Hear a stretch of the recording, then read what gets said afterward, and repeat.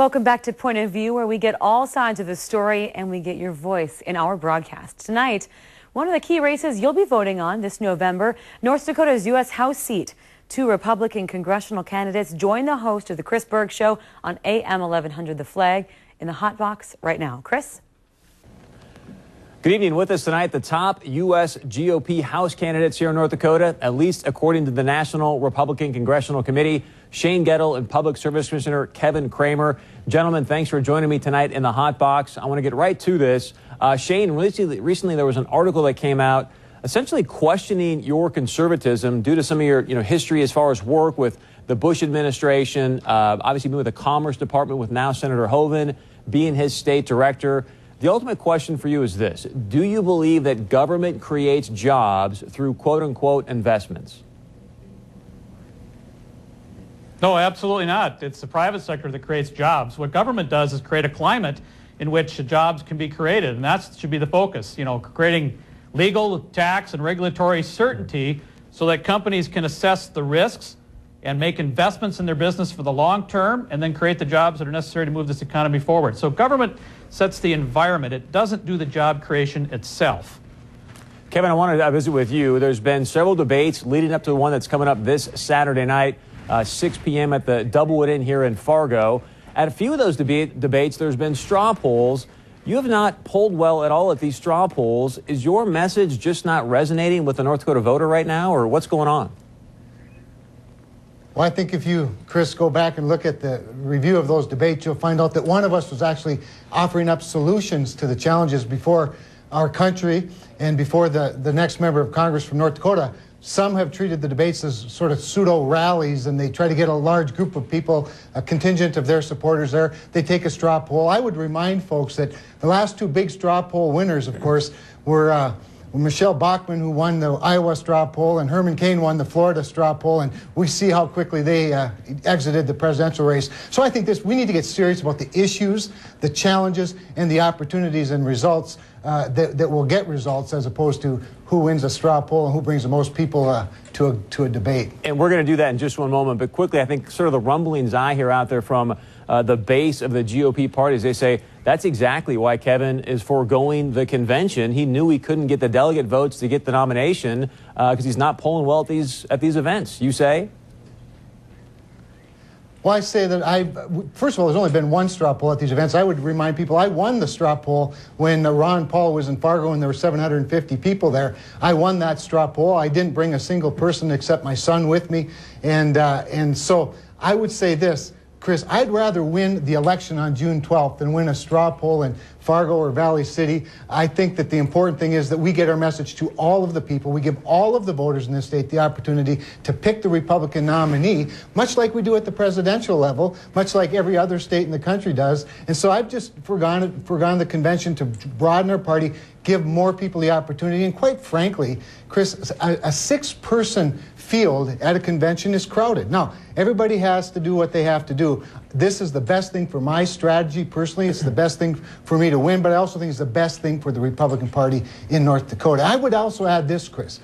When it comes to who creates jobs, I don't even believe the government creates a good regulatory climate. Every time the government imposes itself on the natural order of things, that is to say natural markets, they interfere with development. They don't assist it, unless, of course, they're ratcheting back regulations that were presented by previous folks. I want to get to the issues. Last night at the GOP presidential debate in Arizona, the first question, I think it's on the top of everybody's mind, was about the debt and the deficit. Shane, I want to start with you, and I want you to be as concise and specific as possible. Where right now in the budget would you either look for cuts or ways to add additional revenue to balance this budget deficit? Shane?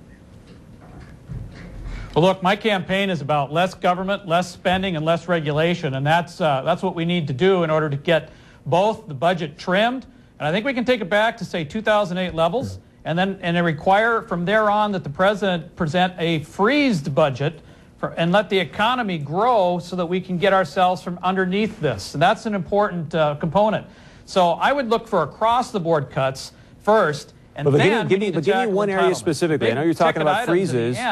Are Medicare, Medicaid, Social Security, and defense. Now, we need to keep our commitment to those who are at or near retirement, to our seniors, as well as to our veterans.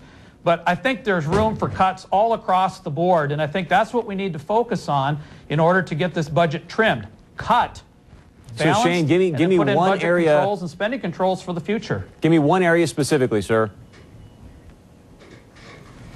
Well, first of all, like I said, I would require that the president submit either a 100% budget or a 97% budget. States have done that under two governors, Governor Schaefer and Governor Hoeven. Both of them insisted that their federal agencies come forward with less than 100% budget. I had to do that once as the State Commerce Commissioner, and I think what that does is it gives policymakers a decision to make about the kinds of cuts that the executive branch is suggesting. It makes the agency heads go through the process of determining where they could lean up their agencies. That's an important thing. And from there you can look for ways in which to trim the federal government, perhaps do it through the retirement of individuals so that we can downsize government and get it out of our lives. And we need to take more power out of Washington and put it in the hands of the states and communities and families where it belongs. And I think in the end, that's a much more efficient, cost-effective way of doing business. When we come back, Kevin, I'm going to give you a chance to answer that question in a very concise and specific way. Also, right now, there's an area of our economy that is escalating. The costs are escalating faster than any other area in our country. When you find out what it is, you're going to be shocked, and we're going to see what these two gentlemen would do to solve it. That's next, right here in the Hot Box. Welcome back to the Hot Box. With me this evening, Public Service Commissioner Kevin Cramer and Shane Goettle, both running for the U.S. House seat here in North Dakota. Kevin, I want to give you a chance to respond to, again, concisely and specifically, where would you either make cuts in the budget to balance this budget deficit and or look for additional revenues? Well, the first thing we have to do is roll back the budget to pre-Obamacare. We get rid of Obamacare, pre-stimulus, pre-TARP, pre-bailouts.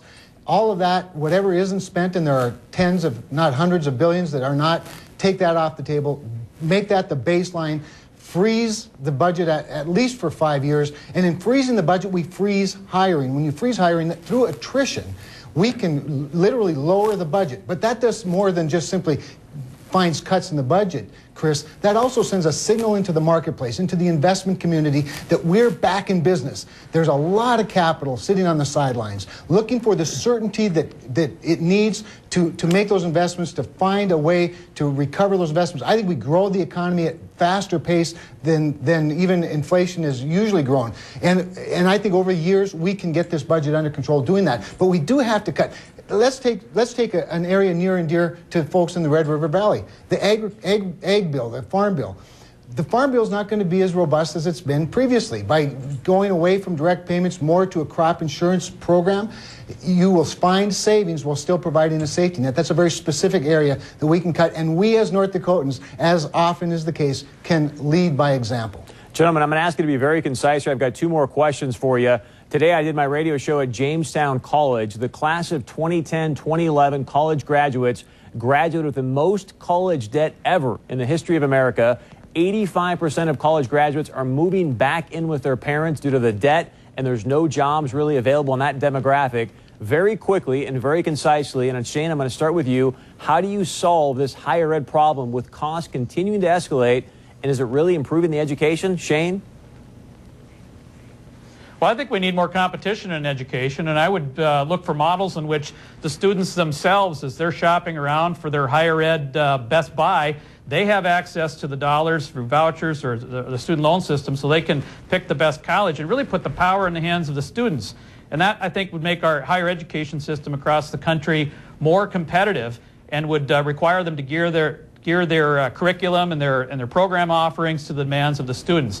So that's a model that I'm very intrigued by. It's not a front burner item for me, but it's certainly, I think, something that we need to think deeply about in terms of how we deliver higher ed. Now, the jobs thing is very important too. I've talked to a lot of young people throughout this process as I've engaged them and invited them to come into the Republican Party. A lot of young people are coming to the convention.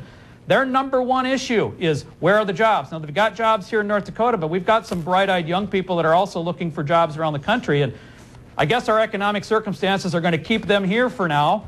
So we need to make sure that our higher ed system is geared towards the kinds of jobs that are materializing in this country. Kevin, I need you to be very concise. How do you solve this problem in 30 seconds, please? Well, I would say, Chris, one thing, the reason that we're seeing hyperinflation in higher education is somewhat because of the result that you talked about earlier, and that is the availability of capital for the students. We think we're doing a good thing when we forgive all their student loans and we make lots of capital available. What that does is that gives the undisciplined leadership in higher education the opportunity to follow that supply of money with a higher price. We've got to put more control in the hands of moms and dads and 18-year-olds, and create the competitive atmosphere. And by the way, let's let them pick whatever school they want, whether it's Jamestown College, NDSU, the University of Mary, UND, or any other school. But let's create competition and let's put more power in the hands of the parents. Gentlemen, thank you so much tonight for being in the Hot Box. I want to remind all of you out there, 6:30 Saturday night at the Doublewood in Fargo, there is a debate for the U.S. House, the U.S. Senate seat, and the North Dakota gubernatorial race. Look, 2012. It is the most important election in your lifetime. It is time to get active. It is time to get involved. And that opportunity presents itself Saturday night, again, 6:30 p.m. at the Doublewood Inn here in Fargo. Stephanie?